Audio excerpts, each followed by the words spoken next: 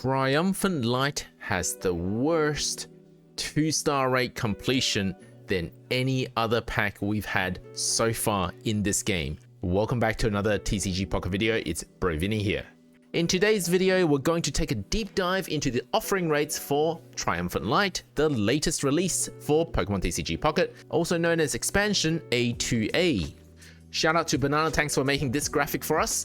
As usual, something doesn't change. The rate of you pulling a specific rarity, for example, the rate of you getting a 1-star or 2-star in any pack remains the same. So at this point, I'm pretty confident to say that the game has designed it to be this way, that rarities have the same offering rates for every expansion, possibly into the future.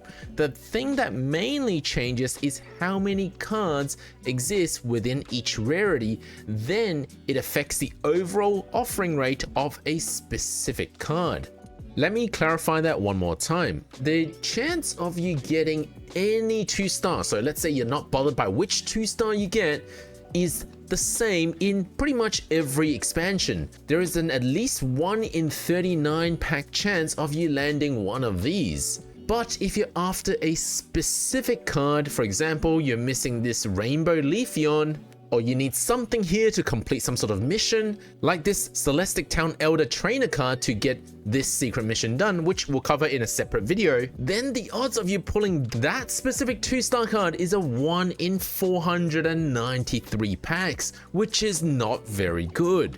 In fact, this rate is the worst we've ever seen it. And again, the reason is there's been the most amount of 2-star cards in any single pack in Triumphant Light. Take a quick look at the other packs we've had so far. So this number here in orange. In Mythical Island, we had a 1 in 381 pack chance, which is a lot better than Triumphant Light, because there were simply less 2-star cards. In Spacetime Smackdown, 1 in 461, not the greatest, but also not the worst. Now that Triumphant Light is here. In Genetic Apex, it was 1 in 346 or so, but there were 3 different packs.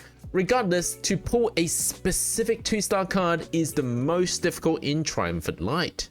Oh, and I don't know how many of you were paying attention, but the chance of you getting a Crown Rare is actually better than a specific 2-star card in this set. I think that's crazy. Most other rarities didn't really change that much compared to other sets. But I'd like to make an interesting point here is that 1-star rarity seems to have the least amount of cards in subsets. So for example, Mythical Island and Triumphant Light, the A1A and A2A sets, the subsets, they tend to have less 1-star cards, and therefore the best rate to pull on them if you're after a specific one or if you're after completion of that rarity. Both Triumphant Light and Mythical Island is 1 in 47 packs. Whereas for Dialga and Palkia is 1 in 93 packs, and for Genetic Apex is 1 in 62 in order to get a specific card. So we're starting to see a correlation that might help us predict what might happen in the future, that perhaps 1-star rarity will be the easiest to complete in subsets rather than main sets. But this is just speculation, because what's interesting is in Triumphant Light, there's actually quite a few more 3-diamond cards compared to Mythical Island, and I think there's a reason for it. There are 13 3-diamond cards in Triumphant Light, which is quite a bit more than Mythical Island, which explains why Mythical Island, it's easier to complete your 3-diamond set. Mythical Island only had 8. Whereas for the main sets like Spacetime Smackdown and Genetic Apex, they each had 14 3-diamond cards, which is closer to what we have in Triumphant Light. So while I speculate that subsets should have similar rates to each other, this didn't apply to Triumphant Light's 3-diamond cards, because out of the 13 3-diamond cards, 8 of the cards are built around Arceus. So any of the cards that have this interesting holo logo on them work with the Arceus cards. And since most of this Triumphant set is based around the usage of Arceus, with all of them being in the 3-diamond rarity, that is probably why 3-diamond rarity got a bit crowded this time in a subset. Which is not a bad thing, because, well, 3-diamond can be traded eventually, By the way, Space-Time Smackdown can now be traded up to 1 diamond rarity, so it supports the theory that basically the developers will restrict trading only on the most recent set. So I'm expecting in the future, when the next set gets released, then this set will be tradable. And of the 5 remaining 3 diamond cards, well, the rest of them are either legendaries or mythical. So for example, Arceus itself, Origin Form Palkia and Dialga, Giratina behind me, and Shaman, which I guess just makes sense to be 3 diamond cards. The other 8 like this Carnivine, Tyranitar, and so on, they all have this logo in the back, which suggests that they work with the Arceus card.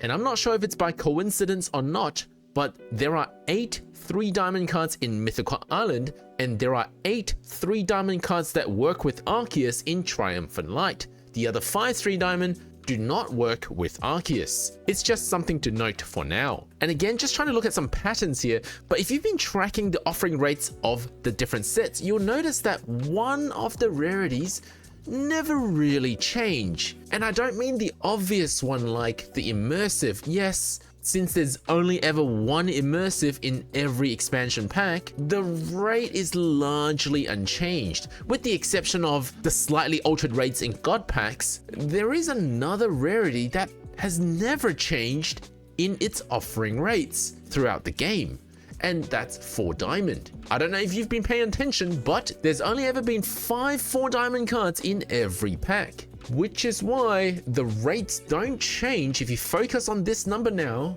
between all of the different sets. It's always about a 1 in 60 pack chance to get a specific 4 diamond. Even Crown Rares and Immersive Arts have slightly varied rates because of the changes within the God Pack rates, which I won't go into detail, but 4 diamond has never changed. It's been exactly the same in its pulling rate throughout the entire history of the game. Why that is, I'm not sure. You guys let me know in the comment section below. I don't think there's really an answer for it at this stage. Maybe they just try to look at 5 meta relevant cards at a time and then build the rest of the pack around them. And if you were wondering, I did do some rough estimates as to how many packs you gotta open to complete a 2-star set. So have all of the 2-star cards, so to have all 13 2-star cards from Triumphant Light, and it's approximately 1600 packs. While this is just an estimate, it's pretty close to what my gut feeling would have told me, given that to get the last card, if there's only 1 card remaining that you need, it takes 500 packs.